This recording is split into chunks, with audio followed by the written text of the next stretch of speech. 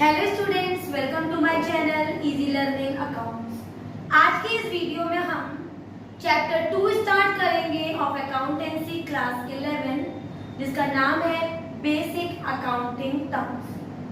Chapter 1 में बेटा हमने केवल इंट्रोडक्शन पढ़ा, अकाउंटिंग क्या है, process, function, limitations, objectives and users, branches etcetera. अब इस चैप्टर में बेसिकली जब हम कोई नया सब्जेक्ट पढ़ते हैं तो उसमें क्या क्या टर्म्स होती हैं जो हम आगे आने वाले चैप्टर्स में यूज करेंगे या अकाउंटेंसी में यूज करेंगे, उसका इंफॉर्मेशन देने के लिए चैप्टर 2 है, जिसका नाम है बेसिक अकाउंटिंग टर्म्स। वो सारी टर्म्स को ये चैप्टर बताएगा जो हमारी पूरी बुक में या पूरे कोर्स में यूज होगा, आगे भी अकाउंट में यूज होता रहेगा।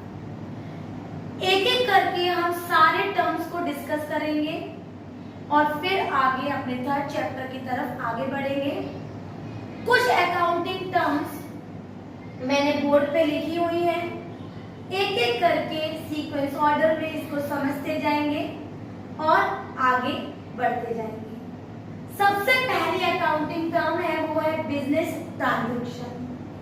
बिजनेस ट्रांजैक्शन वो होता है बेटा जो इवेंट, जो कंडीशन अराइज हुई है, उस इवेंट को, उस इंफॉर्मेशन को कहते हैं business transaction. For example purchase goods, तो हमने सामान खरीदा, इसको थोड़ा और बढ़ा दूं तो मैं कहूंगी परचेज गुड्स इन कैश। मतलब यहां मैं इंफॉर्मेशन दे रही हूं बिजनेस ट्रांजैक्शन का कि हमने सामान खरीदा है कैश देके।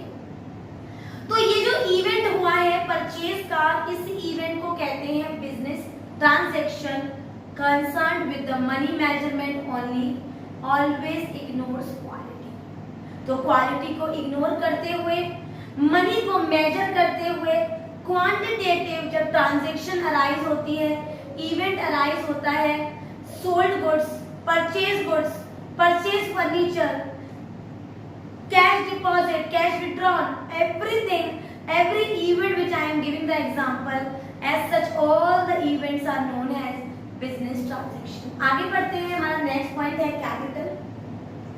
कैपिटल उस इन्वेस्टमेंट को कहते हैं जो हम अपने बिजनेस में इन्वेस्ट करते हैं। अगर मैं हिंदी में बताऊं तो उसको कहते हैं हमारी पूंजी। वो पैसा जो हमने बिजनेस में इन्वेस्ट किया, इंट्रोड्यूस किया for running our business, that amount या that money is known as capital। अगर हिंदी में कहें तो इसे कैपिटल को पूंजी कहते हैं। इसका एक फॉर्मूला होता है जिसको मैं साथ के साथ बता देती हूँ।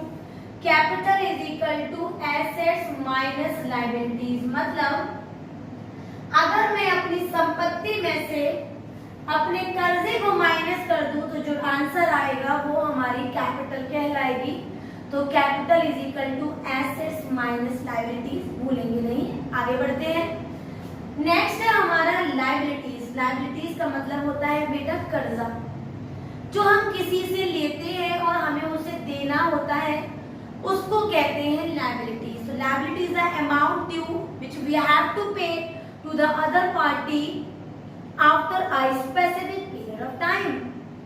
अब स्पेसिफिक पीरियड जो एक वर्ड आया इसमें, अगर वो स्पेसिफिक पीरियड 1 ईयर का है तो that is known as current liability, क्योंकि उसका पेमेंट हमें 1 साल के अंदर अंदर करना है। और अगर वो पेमेंट हमें 1 साल से बाद भी कर सकते हैं, इंस्टॉलमेंट में या लमसम में, whatever the condition is, that is known as non current liabilities. तो लायबिलिटीज दो तरीके की होती है। लायबिलिटीज माने कर्जा, दो तरीके की होती है, करंट लायबिलिटीज और नॉन करंट लायबिलिटीज। वो liabilities, the liability which we have to pay within 1 year of time is known as current liability. The liability which we can pay even after the 1 year is known as non current liability. Clear? Next point is assets. Assets में हमारी संपत्ति, मेरे घर में रखा मेरा fridge मेरी संपत्ति, मेरे घर में रखा मेरा टीवी मेरी संपत्ति, और आपके घर में रखा हुआ आपका टीवी, फ्रिज, हर चीज आपकी संपत्ति। वो एसेट्स जो हमारी हो, the things which are our own, the ownership is of our own, The known as our assets, हमारी संपत्ति। क्लियर? अब देखिए, कुछ ऐसे एसेट्स होते हैं जो हमारे 1 ईयर के अंदर करंट कैश में कन्वर्ट हो जाते हैं, that is known as current assets. और जो 1 ईयर के अंदर कैश में कन्वर्ट नहीं हो सकते, that is non current asset, जिसको हम फिक्स्ड एसेट्स भी कहते हैं। और तीसरा होता है fictitious asset, assets which do not have its own real value, which has taken the value from the other assets is known as fictitious assets. For example, अगर मैं ये कहूँ कि ये चीज मैंने अर्न की, ये एसेट्स मेरे पास आई by doing the regular advertisement, तो मैंने एडवर्टाइजमेंट दिया तो मुझे गेन हुआ या मैंने एसेट्स कमाई। लेकिन वो जो एडवर्टाइजमेंट है ना बच्चों, वो हमारे फिक्शियस एसेट्स में आएंगे, जिसकी अपनी कोई रियल वैल्यू नहीं है, वो दूसरे की वैल्यू से आइडेंटिफाई की जाती है, इसलिए उसको कहते हैं हम fictitious asset. The asset which do not have its own real value derived from the value of the other assets is known as fictitious assets.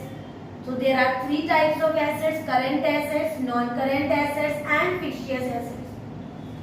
Current assets का एग्जांपल कह सकती हूँ मैं cash in hand, cash at bank, bills receivable, trade receivable, debtors. These all are the examples of current assets जो 1 साल के अंदर अंदर कैश में कन्वर्ट हो जाते हैं। फिक्स्ड एसेट्स या फिर नॉन करंट एसेट्स वो 1 साल में कैश में कन्वर्ट नहीं हो सकती। फॉर एग्जांपल, आपके पास एक बिल्डिंग है, क्या गारंटी है कि आप उसको 1 साल में बेच के कैश में कन्वर्ट कर देंगे? नहीं। तो that is known as fixed assets, या फिर मैं इसका दूसरा नाम बताऊंगी नॉन करंट एसेट्स। इसके 2 टाइप्स होते हैं बेटा, एक होता है हमारा टेंजिबल एसेट्स और दूसरा होता है हमारा इनटेंजिबल एसेट्स। तो बेटा वो एसेट्स जो हमें दिख रहे हैं हमारी अपनी आंखों से, जिसको हम टच कर सकते हैं, महसूस कर सकते हैं, अपनी आंखों से देख सकते हैं, that is known as tangible assets. For example, building, furniture, fixtures, we can touch it, we can see it, but intangible assets are those assets which cannot be seen with our eyes, we can only feel it. For example, goodwill, हमारी goodwill है, हम महसूस कर सकते हैं, क्या दिख रही है, कहीं बैठी है गुडविल? नहीं। तो goodwill is our intangible asset. ऐसे और भी इनटेंजिबल होते हैं, जैसे पेटेंट है, कॉपीराइट है, ये सारी चीजें हमारी इनटेंजिबल में आती हैं। तो हमने क्या पढ़ा, एसेट 3 तरीके के होते हैं, करंट, नॉन करंट, फिक्शियस। और नॉन करंट एसेट 2 तरीके के होते हैं, हमारे टेंजिबल एसेट्स और इनटेंजिबल एसेट्स। टेंजिबल जो हमें दिखते हैं, जिसको हम टच कर सकते हैं, बिल्डिंग है, फर्नीचर है, प्लांट मशीनरी है, लैंड है। एंड इनटेंजिबल जिसको हम टच नहीं कर सकते, फील कर सकते हैं। And last one, not last one but the 6th point is drawings. Drawings माने होता है कोई भी चीज विथड्रॉ करना for personal use, withdraw for personal use. जैसे मेरी एक फर्म है और मैंने अपनी खुद की फर्म से कुछ पैसा विथड्रॉ किया है, तो वो मेरी ड्राइंग्स होगी। या अपने ही फर्नीचर की शॉप से मैंने फर्नीचर परचेज कर लिया, वो भी मेरी ड्राइंग्स होगी। तो अगर हम कोई भी पैसा या गुड्स विथड्रॉ करते हैं for the personal use, that is known as drawings. कुछ और भी पॉइंट्स हैं इनके अलावा, उनको भी डिस्कस करते हैं। तो नेक्स्ट है बेटा हमारा एक्सपेंसेस। एक्सपेंसेस माने खर्चे, वो खर्चे जो हम रेगुलर मोड पे करते हैं, वो खर्चे जो हम कभी कभी एग्जैक्ट टाइम पर नहीं करते और कभी कभी टाइम से पहले ही कर देते हैं। दैट एक्सपेंसेस या that amount spend in the organisation is known as expenses. Expenses बेटा 2 तरीके के होते हैं। पहला होता है outstanding expenses, expenses not yet paid, वो खर्चे जो मैंने अभी तक नहीं किए हैं, करूंगी। या फिर मैं कह सकती हूँ एक्सपेंसेस ड्यू, वो एक्सपेंसेस जो मेरे अभी ड्यू हैं। नेक्स्ट है हमारे प्रीपेड एक्सपेंसेस, वो खर्चे जो मैं एडवांस में पहले ही कर चुकी हूँ। एक्सपेंसेस पेड इन एडवांस, तो समय से पहले ही अगर हमने कोई खर्चा कर दिया है तो दैट इज प्रीपेड एक्सपेंसेस। और वो खर्चे जो अभी किए नहीं है, करने हैं, अभी ड्यू है, तो उसे कहते हैं आउटस्टैंडिंग एक्सपेंसेस। तो भूलिएगा मत कि एक्सपेंसेस दो तरीके के होते हैं, outstanding and prepaid. Next is expenditure. Expenditure का मतलब होता है बेटा वो खर्चे, वो इन्वेस्टमेंट, वो खर्चे जो हम कर रहे हैं डिफरेंट मोड के हिसाब से। जैसे फॉर एग्जांपल अगर मैं कोई एसेट्स परचेज कर रही हूँ और अपने बिजनेस की एसेट्स को इंक्रीज कर रही हूँ, तो वो खर्चे जो हम करते हैं for purchasing the more and more assets is known as capital expenditure. दूसरे होते हैं रेवेन्यू एक्सपेंसेस। वो खर्चे जो हम अपने रेवेन्यू में से करते हैं, not purchasing the big assets और increasing the assets in the organisation, but for paying rent, for paying salary, for paying wages, purchasing stationery, or small expenses which we are making from the revenue is known as revenue expenditure। इसमें बड़े assets purchase करने का नहीं होता और ये regular mode पे होता है, राइट। तीसरा होता है deferred revenue expenditure। expenditure made once but its benefit are gaining for the number of years is known as deferred revenue expenditure।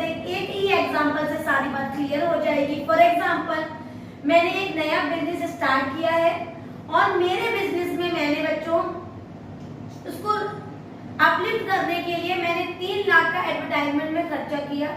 वो 3 लाख का खर्चा करने पर मुझे 3 साल का बेनिफिट हुआ, मतलब हर साल का 1 lakh. Such type of expenditure which are made once but its benefit are gaining for the number of years is known as deferred revenue expenditure। तो expenditure 3 तरीके के होते हैं। For increasing the assets of the firm we do the capital expenditure, regular mode expenditure we are reoccurring in nature is the revenue expenditure, and deferred revenue expenditure once made and its benefit are gaining for the number of years is known as deferred revenue expenditure। Next point बहुत easy है, income. हमारी income क्या होती है? For example मैंने अपने business में कमाए 1 लाख रुपए रेवेन्यू और मैंने खर्चा किया था अपने बिजनेस में 50,000, तो मेरी इनकम हो जाएगी 50,000। तो याद रखिएगा income is equal to revenue minus expenses.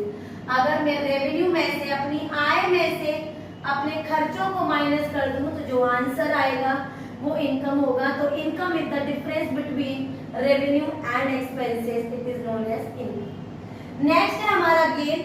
अगर मैंने कोई एग्जांपल में 500 रुपीज इन्वेस्ट किया और मुझे उसके बदले में 600 गेन हो गए, तो जो एक्सेस में मुझे रिसीव होता है दैट इज गेन। और बच्चों अगर मुझे कम रिसीव हो तो दैट इज लॉस। अगर हिंदी में बोले तो लॉस माने नुकसान और गेन माने फायदा। तो कहीं हम कोई काम कर रहे हैं और हमें इन्वेस्टमेंट और एक्सपेंसेस सब करने के बाद भी पैसा बढ़ के मिल रहा है, तो दैट इज आवर गेन। और बेटा लॉस माने हमारा नुकसान। अगर हम कहीं पैसा इन्वेस्ट कर रहे हैं और करने के बाद, मेहनत करने के बाद भी ओवरऑल हमें पैसा घट के हमें रिसीव हो रहा है, कम रिसीव हो रहा है, दैट इज लॉस। तो आज हमने 11 पॉइंट्स डिस्कस किए, 6 पॉइंट्स डिस्कस किए उधर, assets, liabilities, capital, drawings, expenditure, expenses, losses, gain and one more that is business transaction। इसके अलावा और भी कई पॉइंट्स हैं जिसको हम अपनी नेक्स्ट वीडियो में डिस्कस करेंगे। आपको सारे पॉइंट्स क्लियर हो गए हो, अच्छी तरह सारी बात समझ में आ गई हो, तो मेरी वीडियो को लाइक करें, शेयर करें और मेरे चैनल को सब्सक्राइब जरूर करें। Thank you.